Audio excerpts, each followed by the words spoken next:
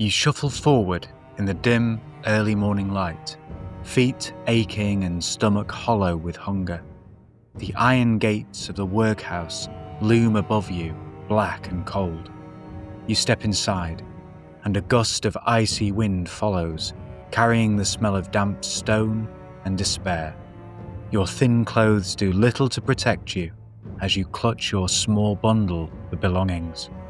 Around you, the courtyard is silent, except for the distant clanging of a bell, a signal that another long day of labour is about to begin. Inside the workhouse entry hall, the air is thick with the odour of unwashed bodies and stale gruel. You can hear a child sobbing quietly before a stern voice snaps, "Silence!" Your heart pounds as you join a line of gaunt, tired children, every face around you smeared with dirt and drawn with hunger. In front of you, a huge wooden door creaks open to the sleeping quarters, rows of hard, narrow beds where dozens of children sleep shoulder to shoulder in rough blankets. You feel a lump in your throat as you realise this cold, crowded place is now your home. The door thuds shut behind you, and you jump. A gruff overseer drops a coarse uniform at your feet. "Put that on," he barks. You obey with trembling hands, knowing this uniform will replace the last piece of your old life. As you change, you wonder if you'll ever see the outside world beyond these brick walls again. Did you feel the cold air on your skin? Could you almost taste the watery gruel or feel the ache of hunger? The opening to this episode was meant to help you place yourself in the shoes of a poor Victorian child entering a workhouse. Now, in section C of your English assessment, you're going to be asked to write a descriptive piece very similar to that, bringing a Victorian workhouse to life with words. Section C is your chance to be creative and show off your writing skills. The task that you will complete, a descriptive task that you practiced many times in different ways over the course of Year 7, the task is to plan and write a description of a workhouse in Victorian London. What I want to do today in this episode is talk about how we can tackle this task, a task that you have practiced many times before, how we can tackle it really effectively so that you can write a powerful and successful piece. So, firstly, planning. Now, even though it's an exam, in fact, particularly because it's an exam, it's really, really important to take a few minutes to plan. Planning is actually going to save you time when writing because you'll know exactly what you want to describe in each part of your piece. A great structure for the description you'll be producing in your end-of-year exam is going to consist of about 3 stages, so perhaps 3 paragraphs, maybe a little bit more, depending on your writing and the way you organise it. But broadly speaking, we're looking for an introduction, an opening section of your description that will focus on the outside of the workhouse. You want to set the scene, particularly setting the scene with weather and describing the ominous exterior of the building. You're then going to shift focus in the main body of your description to inside the workhouse. You're going to describe the people, the rooms, the daily life, and also zoom in on one particular character. In the final section of your description, you want to end it with a focus on the evening, perhaps the end of the day. Maybe everyone going to sleep in the dormitory, the lights going out, and also circling back to the weather and the outside to create that cyclical ending that I know that you studied in class. Now, this structure is just a suggestion. Of course, you can modify it, but it's designed to help you ensure that you have a beginning, middle, and end to your description, and also that you cover different aspects of the scene. So we're going to turn now to the first section of our description, and we want to start our description in the end of year exam by painting a picture with words of the outside of the workhouse. Now, there's an opportunity for the use of the pathetic fallacy here. That is, in this case, perhaps describing the weather in a way that obviously gives it human emotion, and in doing so, allows us to reflect the broader mood of the scene. So, for example, we could have a cold rain or a thick fog, and that would mirror the hopelessness or mystery of the location. We might write something like, a gloomy, melancholic fog hung like a shroud over the street, obscuring the sun and leaving only the ominous shape of the workhouse visible. See how the weather, the fog, the lack of sun, reflects a bleak mood. You could also mention the time of day, whether it's dawn or dusk, and obviously set the broader tone. It's going to be dark, cold, foreboding. Then think about the building itself. The workhouse might be towering, it might be made of old brick, it might have iron gates or barred windows. We can also think about our use of adjectives to convey the size and feel of the place. The towering, smoke-stained brick building, its heavy iron gate. Show to the reader how it looks to someone approaching. Maybe the workhouse is like a fortress or a prison. There's a possibility of a simile here, something like stood like a fortress against the grey sky. Then think about the surroundings too, perhaps empty streets.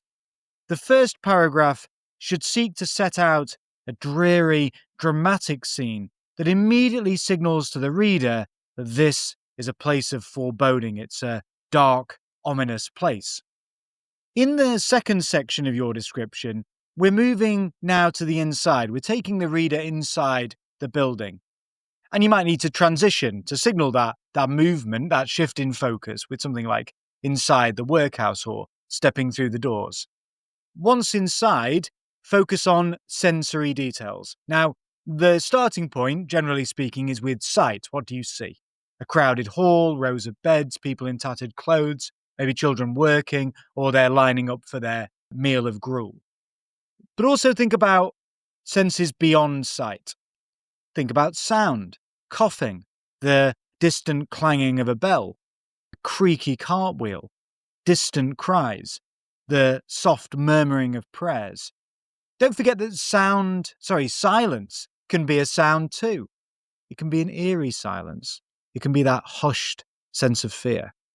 And then smell, and it's unfortunately not going to be particularly pleasant. It's that smell of poor hygiene, unwashed bodies, the thin soup, the damp straw, soot from a fire. What about touch? The cold floor under bare feet, the roughness of their woolen uniforms, even the sting of a supervisor's cane, the chill in the air. And then taste. Maybe the taste of the thin gruel, the very watery porridge they'd be fed, or the metallic taste of fear, the dry mouth they might have from hunger. In this paragraph, in general, in the middle section, we want to be zooming in on a specific moment or a person, and we want to make it as vivid as possible. For example, you could describe a child's experience, just like I did in the introduction to this episode, but generally speaking, we want you to be writing in third person. Make sure you're consistent with your point of view. Maybe something like, a small boy, no older than 12, huddled over his bowl of gruel. His hands trembled as he lifted the spoon to his mouth. The porridge was thin and watery, barely more than warm water, but he savoured each tiny sip as if it were a feast. Around him, the hall echoed with the scrape of spoons on bowls and an occasional cough. Overseers, with grim, stern faces, watched from the corners, ensuring that no one spoke out of turn or ate too slowly. Now, even in that little snippet, notice the use of things like very vivid verbs. Verbs are really important in description. Trembled, scraped, watched. They're really pregnant with meaning of verbs, and we need to pay attention to them. Of course, we've got adjectives too, thin, watery, stern. We want to show the reader what it's like. Show, not tell, as we sometimes say. We also included a simile, as if it were a feast, to highlight how precious that small amount of food is to him.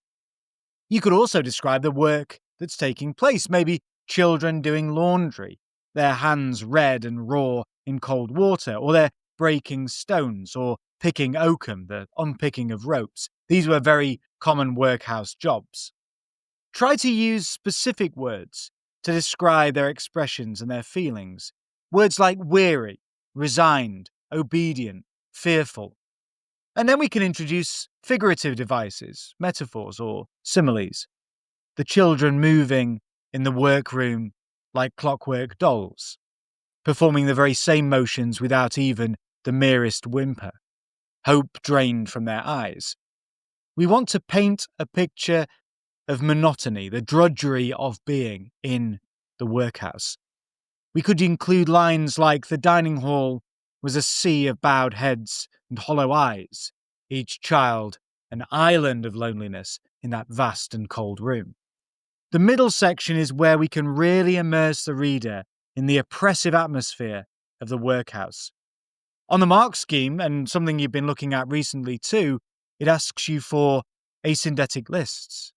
We can convey that overwhelming detail. The workroom was filled with the clatter of machinery, the rustle of threadbare clothes, the sighs of exhaustion, the faint sobs quickly stifled. Notice when we remove "and" until perhaps the end, it piles up those sensory impressions. And then we turn to our ending, the final section.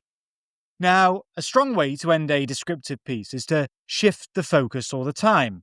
Here, in this particular description for our exam, we could move to the end of the day as night falls.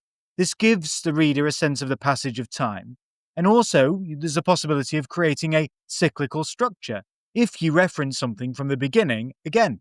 So, for example, we might bring back the weather. If you started with a foggy morning, perhaps end with the fog still there at night, or the cold moonlight on the workhouse walls. Describe how the day concludes, the exhausted inmates of the workhouse trudging to their sleeping quarters. Maybe we can zoom out somewhat to describe the dormitory at night, those rows of skinny figures laid on hard cots, the moon casting pale beams through the high windows. Not a whisper was heard, only the sound of soft snores, and the occasional coughing broke the silence. In the darkness, the workhouse seemed to exhale a sigh. Another day of suffering ended, and tomorrow the same routine once more. That last line personifies the workhouse exhaling. You could also reflect on the overall emotions. For that brief moment before sleep, some allowed themselves to dream of a different life beyond these walls. But those dreams were as fleeting as moonlight, dimmed by the cold reality of the workhouse. Now, by referencing the walls or an aspect that you've touched on in the opening, like the weather, you create that very neat ending, that cyclical structure. This ties back to perhaps the use of pathetic fallacy if we've described the weather in terms of assigning it or ascribing it human emotion. And it gives that feeling to the reader that the description has come full circle, morning to night, but that sense that nothing truly has changed. And then that emphasizes the hopelessness, the cyclical futility of what those children and the inmates of the workhouse have been experiencing. Now, finally, just a little bit on time management. Section C carries lots of marks, so you need to keep an eye on the clock. Make sure you give yourself plenty of time to actually write a whole piece. So if you're going to be in the assessment doing it over the course of an hour, you need to be giving yourself the majority of the time actually focusing on section C. You don't want to try to write your description, plan and write a description in something like 10 minutes. It's not going to be enough. And when you have spent your time on the description, you want to give yourself perhaps something like 2-3 minutes to proofread your work where possible. Look out for those things that you've covered in the previous section, section B. Have you comma spliced? Is your punctuation accurate? Have we got basic capitalization? Are you using capital letters at the start of your sentences? Have you made sure where possible your spellings are accurate? This little bit of self-checking, and it is so easy when you're writing at speed. Everyone does it. I do it All teachers, all English teachers do it. We all make mistakes when we're working quickly. That's normal. That's human. But that's why we need to build in a little bit of time to self-check. But ultimately, do not stress. You've all got wonderfully vivid imaginations, and you've shown in class that you possess all of the techniques for a great description in your writing toolkit. You're going to write something fantastic. Think of your description as telling a story, but without dialogue. It's all focused on setting, mood, and atmosphere. You've all got the creativity. Now you also have the technical pointers to back it up. Best of luck, Year 7.